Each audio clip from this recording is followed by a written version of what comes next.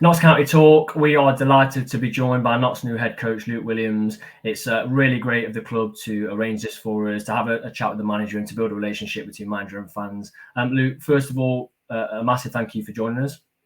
Oh, thank you for having me. And as well, on behalf of all the fans, obviously we're a fan channel. Welcome to Meadow Lane from all the fans. I know a lot we've spoken to are delighted to have you on board. Oh, brilliant. That's really great to hear. And it's a great place to be. I mean, I've been here a few times over the years, and the ground and the pitch is looking great, and I can't wait to get out there. Yeah, bro. It's been a busy week then, hasn't it? Since you've been in, just how busy have you been? Yeah, it's been non-stop. It's been non-stop. Obviously, we have a lot of work to do that happens at every single football club, but of course there's the extra bit because it's new, and myself and Ryan are meeting people for the first time, and all that's challenging. But everyone so far has been so good, so helpful. But yeah, very, very busy, very busy. First of all, today then, as fans, we saw Adam Chickson sign a new contract. Anyone that watches our channel knows, massive fan of Adam Chickson. We had him on for an interview just last month, I think it was. Really big fan of him. How important is that to get him to sign? It's very important because not only has he got real qualities as a player, we know that, but what a guy, what a great guy. And you need people that have got, strong character for a long campaign and all the ups and downs. And we've got that for sure. We've had them. We know that. Scott as well has just signed. Sedwin Scott. Honestly, when that came through today, we've obviously got Langstaff that signed. To then get his strike partner from Gateshead, that must be really, well, it's exciting for me, but it must be a massive boost. Yeah, definitely. Two guys that are in great form. Two guys that are really motivated. That already have a good partnership between them. So great news for us all. And then finally, I've just been reading just before we've come on now. Obviously, Aidan Baldwin signed, and he was someone that you were instrumental in getting, wasn't he? Yeah, I've known Aidan for a few years, and I was instrumental in him going to MK Dons, where it was a bit unfortunate, I think, because the team was so strong that he didn't probably play the number of games that he wanted to play. But there's no question his quality, and he's really determined. He needs to make his mark, and he knows that he's coming here to do that. And I've just seen, literally right now, flash up is that Lewis Knight's joined Gateshead. That obviously was part of the deal then. Yeah, that's right. Yeah, and so we're in a good position, and I think it's a good place for him to be as well. So I think everyone wins in that one. Yeah. So we've got fans questions. We obviously always have fans questions for any of the players we get on. For the first time ever, we got over 100 questions for you, Luke. So we obviously don't have time to put them in. So apologies to anyone that sent them in. There were some brilliant questions that we still haven't been able to include because there were so many. But it's more about what were the most requested questions and getting to know you. So we've put them in. Apologies again to people if we haven't managed to get them in, but there was just so many. So we'll kick off. George, I'll let you kick this question off. It was actually a couple of people asked this one, but Chris Goslin, do you have any recommendations of things to watch on Netflix whilst there's no football on? The Ozarks. See, I've been recommending that. I've never seen it. Yeah, it's really it's great. It's there's plenty of twists in that one. It's a bit dark, but there's some nice moments as well. Yeah, very good. Yeah, I mean, we had to kick off with one like that. We had someone ask what your favourite sandwich filling was, and I couldn't bring myself to ask you that, if I'm honest. Someone that wanted to know what you would have for dinner. So yeah, we had a range. Second one then. Gabriel Sutton has said, "What are the 3 core values you have in your work and personal life?" So, sort of, what do you live by? Well, I think it's a pretty tame answer, but my family first and foremost, and then to really make sure that I apply myself and make my family again proud, and I know that I've a huge responsibility here. I take that very seriously. So I think to really give everything to whatever it is that I do in my life, and at this moment is to be here. And so, yeah, they're the two things really for me, is my family and to make sure that I apply myself fully to the job in hand. Yeah. I remember Chicks and having Chicks when we had them on, massive on family as well. And it's a big thing. Tom Williams from Twitter, George has said, which coach has had the biggest influence on your career, and which coach would you liken yourself to tactically? The biggest influence for me was Gus Poyet. I worked with him at Brighton. He was incredible. To liken myself to, I think it's too difficult for me, that one.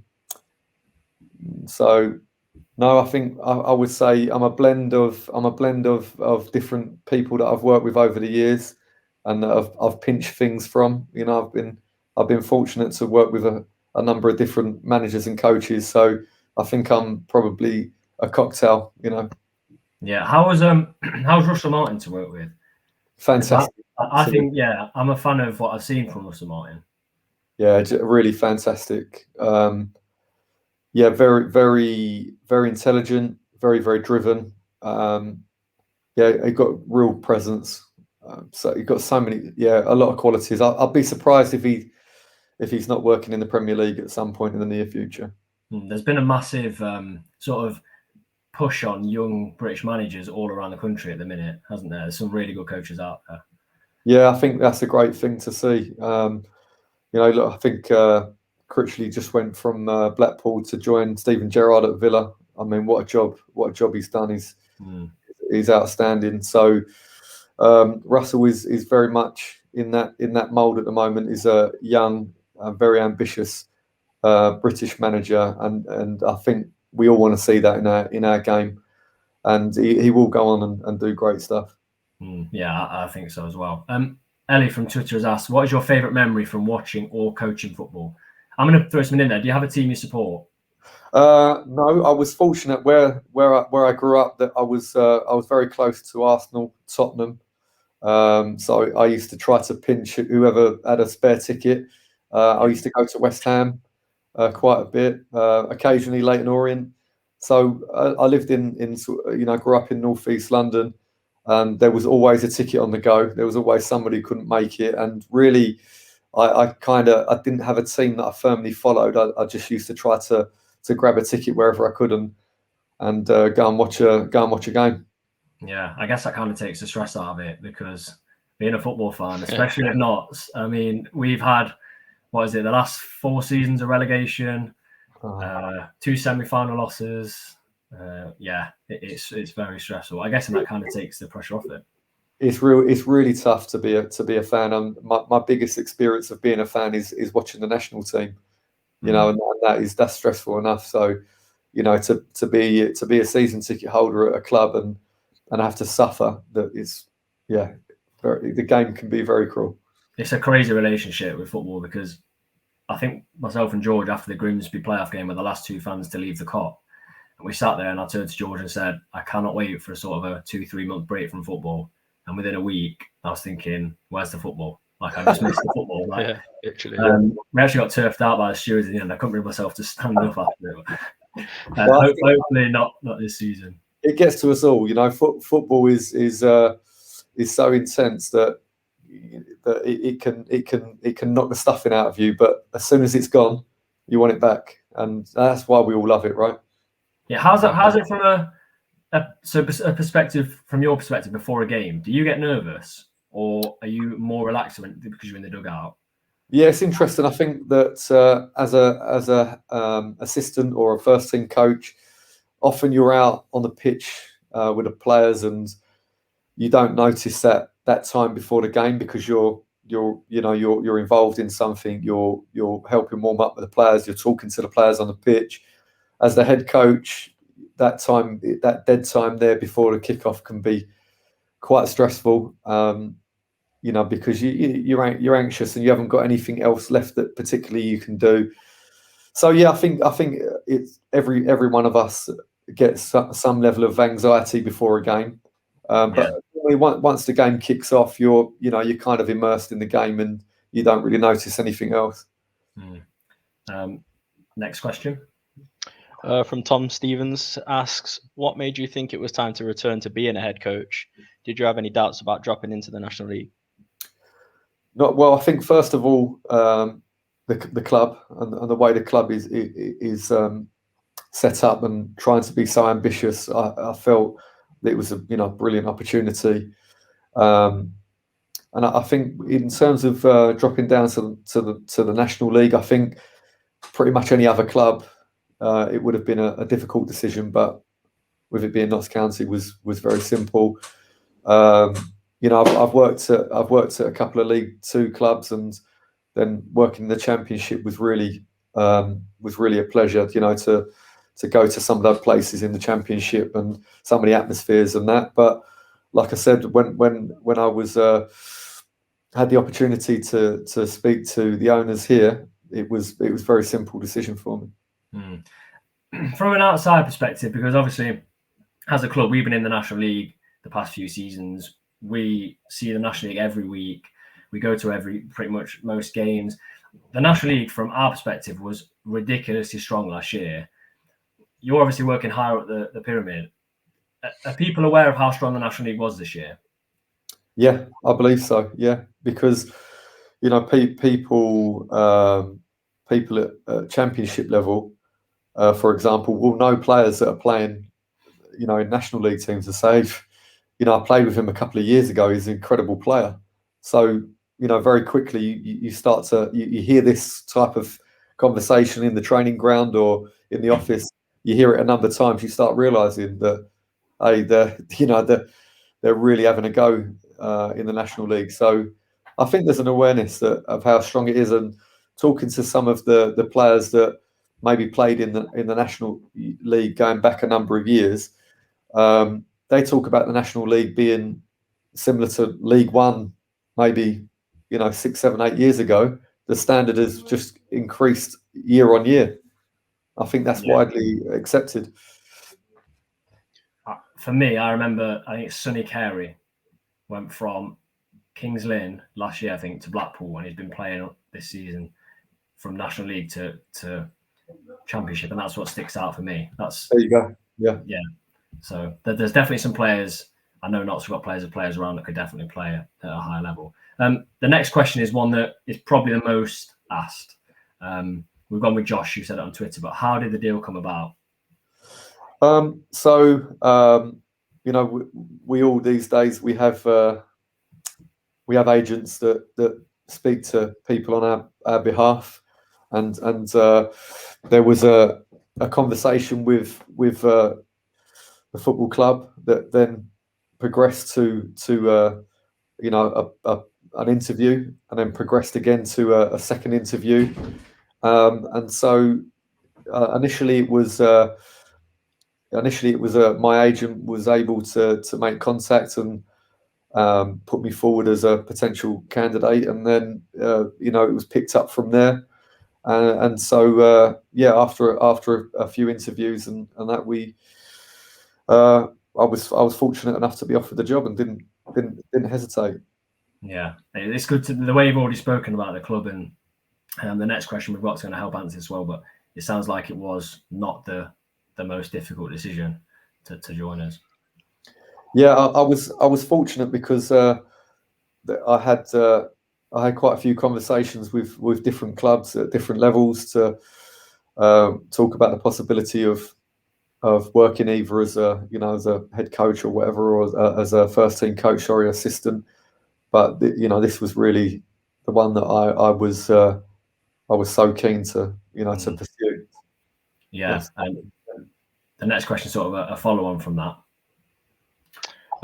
Kieran Spafford on Twitter asks, what was your initial thoughts about the owner's process and philosophy? Well, I've had experience working at Brighton, which is a model that is very similar. The Brentford model as well.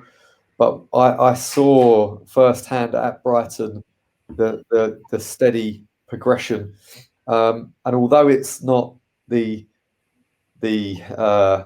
oligarch model, of come in and just throw the cash on the table. What it was a relentless, steady push forward. We all know how difficult it is to get out of this division because of the way it's structured. That it's just mathematically it's very difficult to get out of the division. You know, you look at the divisions above, it actually becomes progressively slightly easier to. But I saw, like I say, firsthand, I saw Brighton plot their pathway to the Premier League. And when I arrived there, they were playing at the Withdean with the temporary stadium around it, and just down the road they were building the Amex. There was no question that they were going to get to the Premier League. There was no question, and although it wasn't smash and grab, and it wasn't flashy, and it was just very, very well planned and prepared. And I see the owners here trying to make sure that they plot the pathway for the football club for a long time to come, to really put this club in a position where it should be, with a foundation underneath it to stop it being back in this position again. And I think that is a process that, yes, is not the most glamorous. We would love Abramovich's approach, or to be owned by a state that can, but there's only a few clubs in the world that have that luxury, and for the rest, you either be fortunate maybe, and you have a good group of players and you get a good run or whatever, or you try to really set about planning and preparing your journey forward. And that's what I see here. And like I say, having looked at what's happened at Brighton and Brentford, both those clubs were in League One, becoming out of date, with the stadiums and the infrastructure. And now if you look at where they've put themselves, completely in a different ballpark. Yeah, a lot of Notts fans liken us to. Sorry, George. A lot of Notts fans liken us to Brentford, but we've never really looked at it from a Brighton perspective. Sorry, what were you going to say, George? I was going to say, like, the principles and philosophies of our owners, is that something that sort of swayed you towards Notts, with you saying that you've had, interest from leagues above? Absolutely, yeah, because so many clubs are not particularly clear about how they're going to try, to plot their progression.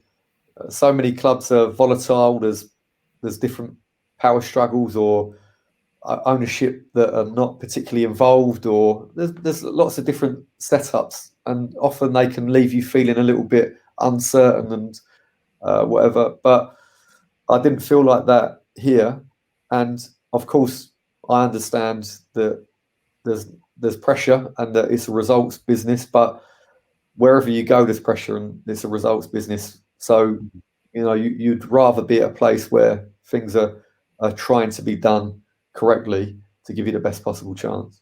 Yeah, I get that. I guess that way of trying to get things done correctly sort of helps you focus on exactly what needs to be done. You don't have to worry about things in the background. That's it, yeah. And like I say, there's no guarantees, but at least if you have clarity, you can go and try to do the very best that you can possibly do without all these other factors that shouldn't be there affecting you.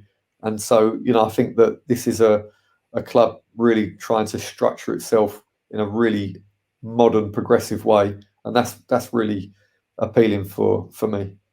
Before we go on to the next question as well, there's obviously we've not had this ownership for a long time yet. We're still in the first 2 or 3 years of the ownership, but a lot of fans sort of had the perception of we're not exactly sure how much of an input the head coach has with the players. Now, obviously, the articles come out about our newest signing.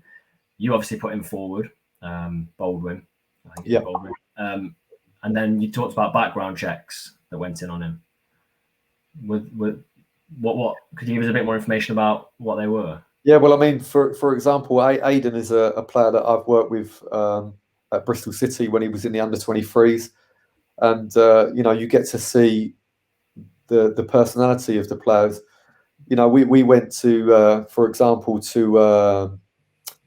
we went to Liverpool, and we got destroyed by Liverpool.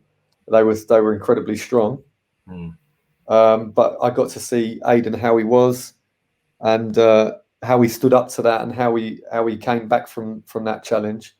And then over the years, I've seen him overcome different challenges. I saw how he coped with League One football at MK Dons, and so was able to vouch for his personality. Then other players, I maybe don't have a knowledge of them as people, but Ryan will have a contact that knows the player, or Richard will have a contact that knows the player, has worked with him, somebody that we trust in the game that can give us really good, honest feedback. And so we use those connections to try to do background checks and really drill down on what the player's all about. Yeah. It's encouraging to know as Notts fans, because as you said, some teams don't have an approach, and it seems like we definitely do. Next question, George. I'll let you have this because I know there's something you want to add to this. Yeah, Max Roberts asks, what qualities will Ryan Harley bring to the team? And I want to see, what's your relationship with him and why him? Well, first of all, again, when I started out at Brighton, Ryan was a first team player, very talented player. He actually spent some time with my under-21 squad when he coming back from an injury. So then I got to meet him as a man more, and we hit off straight away because we both have the same type of love for football, and we talked a lot. We would train with the under-21s in a Saturday morning and walk over to the game together and chat football. Then when I left Brighton, I went to Swindon. Again, I was asked about Ryan, and I was able to give in-depth detail about his personality as a player and his qualities as a player. And he joined Swindon. We kept in touch. When he then left and went to Exeter and went to MK Dons, we kept in touch. When I then ended up at MK Dons, Ryan was still under a playing contract, but had decided that he wanted to start his coaching journey. So he came away from the playing staff and joined the coaching staff. And I was really very impressed with the way he adapted to being on the other side of football. He adapted to it so well. Very intelligent, very organised, very good judge of a player. I think Ryan's played in the National League. He's played and been promoted from League Two. He's played in League One. He's played in the Championship. He's got a good, very, very good knowledge of the levels. He's got very good knowledge of the players. He's been doing day in, day out lots of coaching since he retired. He's been playing some part-time football in actually the National South, but also combining that with lots of coaching. So for me, he's somebody that I know exactly how he sees the game. I know his qualities as a guy, because we socialised over the years together, and so I know how he is. I think he's going to bring lots of qualities in terms of players, in terms of helping us to prepare for the oppositions. He's going to help us with the day-to-day one-to-ones with players. He's a guy that played at a really good level and he's only just hung his boots up. He can relate so brilliantly to the guys here. Some of them, insecurities or need somebody to talk to without coming to talk to me. Ryan's going to be so perfect at those type of roles. Yeah, that's really good to hear. Really good. The next question, now it sounds like someone's trying to do their scouting homework on you with the question and the name. I guarantee this is George knows what's coming. This is a genuine Notts fan that joins us most weeks. It does sound like a scouting question, but Ian Birchnell asks, what is your favourite formation and will you be using it or not? Honestly, I know, I bet you couldn't believe his luck when the last manager took over. But so what's your favourite formation and will you be using it or not? To be honest, I don't really have a favourite formation. But I think to try to really see where your biggest strengths are as a team, where the biggest qualities that you have in your playing staff, I think it's logical to try to get them in the team in a position that is going to help them to reach their maximum.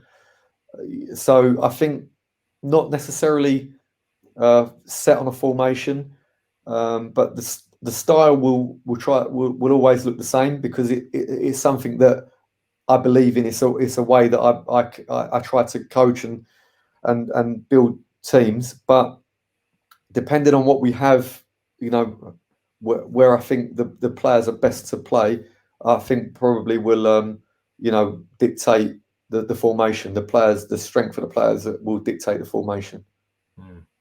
I've followed Notts a long time, and I don't think I've seen a league where things can change quite as quickly as this. Example, at the start of last season, we were cruising 1-0 up at home to Woking, 20 minutes to go, absolutely cruise control, missed a few chances, we lost 4-1. I've seen a lot of things change, and this was a question we haven't managed to fit in, but I'll ask it anyway. How important do you think it is to be able to be adaptive in games to the situation that we find ourselves in? Yeah, it's a big part. A big part of the role is to be able to make changes, live in the game.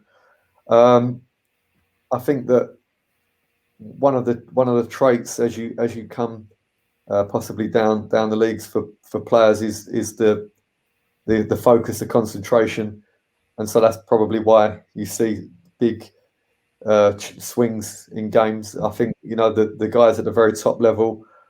Often when they get into a leading position, it's very, very difficult to recover that. And I think the stats will reinforce that. It's like 70% of Premier League games, the team that score first won't lose the game. But as you come down, weird and wonderful things happen. So I think that it's important to try to react. Sometimes it can have a negative effect because you think that you're doing the best possible thing by making a big change, but there's times when I've done that as a coach or a manager, and it's probably had a negative effect because maybe things weren't in the terrible place, but you just needed to reorganize and focus, and that maybe it didn't need a change. Other times you make a change, things work brilliantly, and you're a mastermind. So I don't think there's hard and fast rules to that, but certainly it's a big part of the job. Definitely. Next question, George. Asher Levin from Facebook asks, what lessons have you learned from your previous experience in management?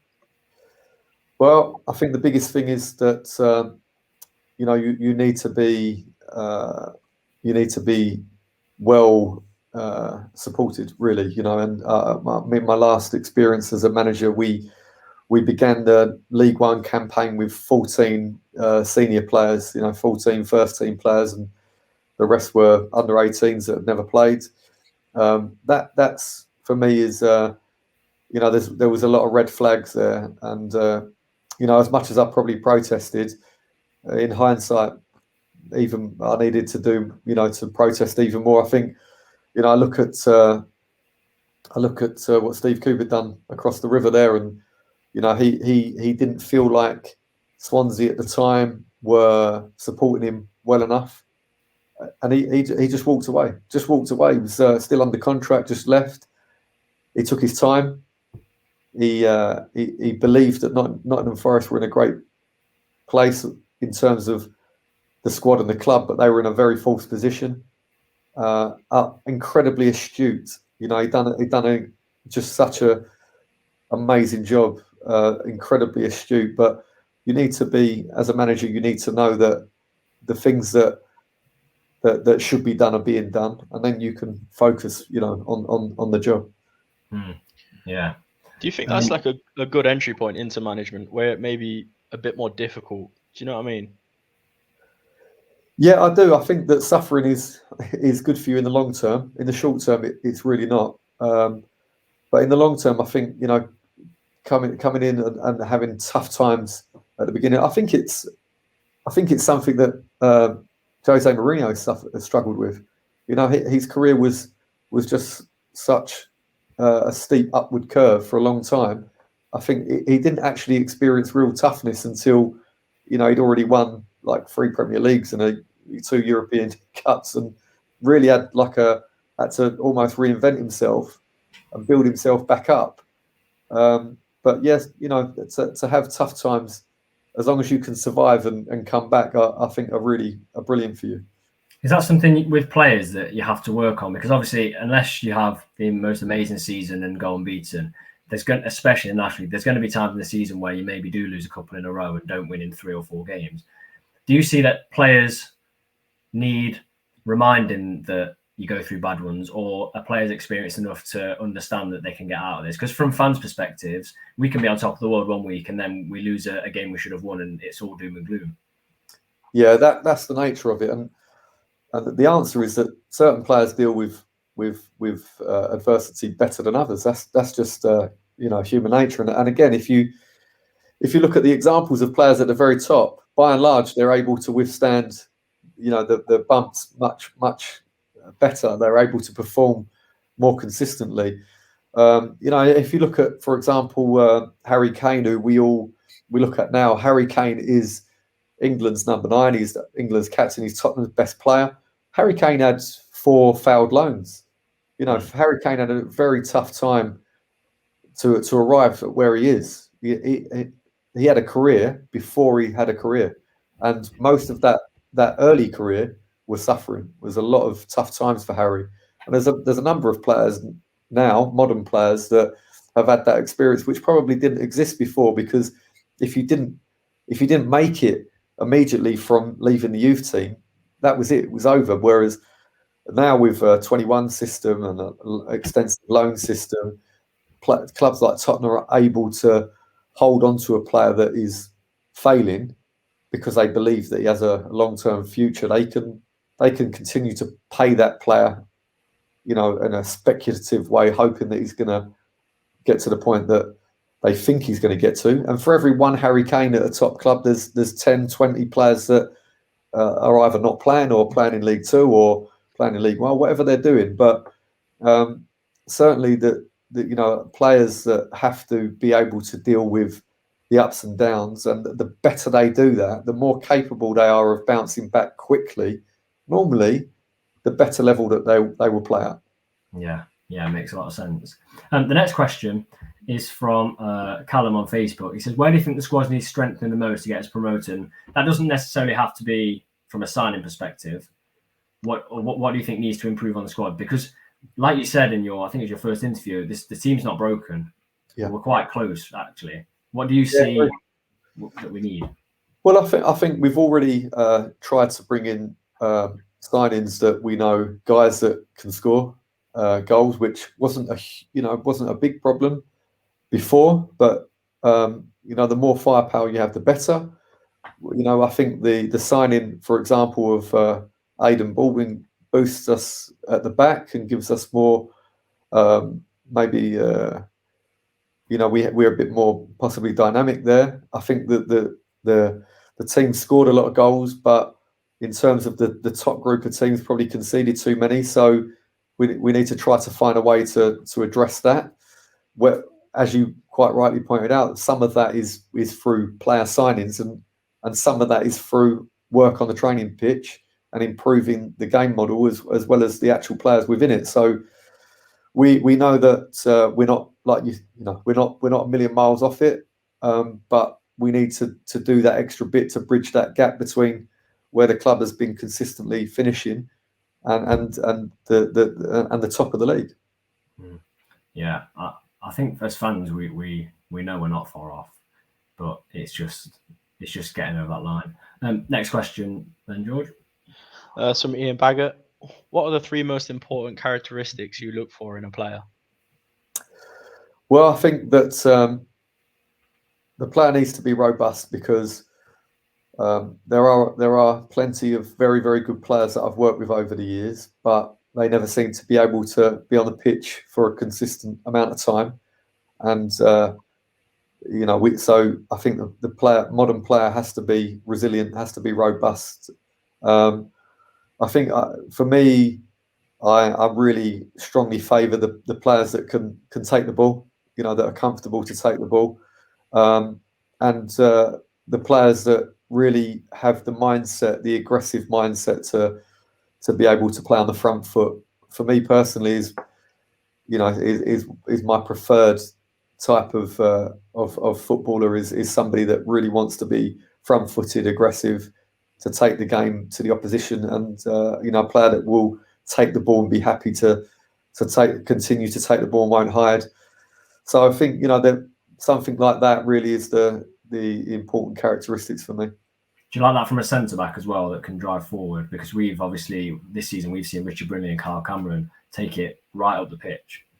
Yeah, and that's something that was really appealing to me.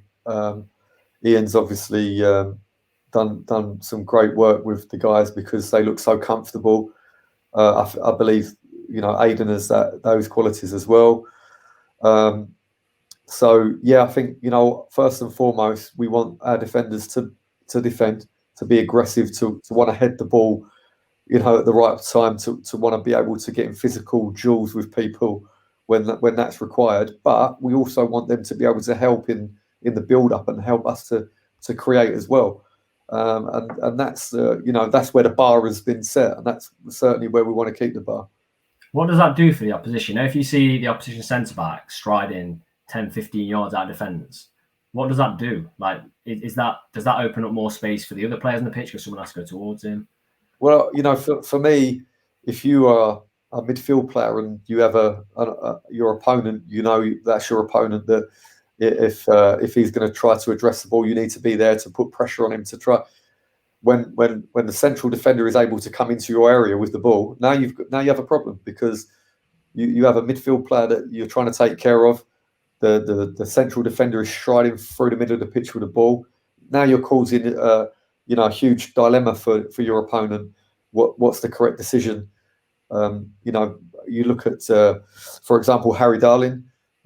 Harry arrived at MK Dons and started to really work a lot on being able to travel with the ball.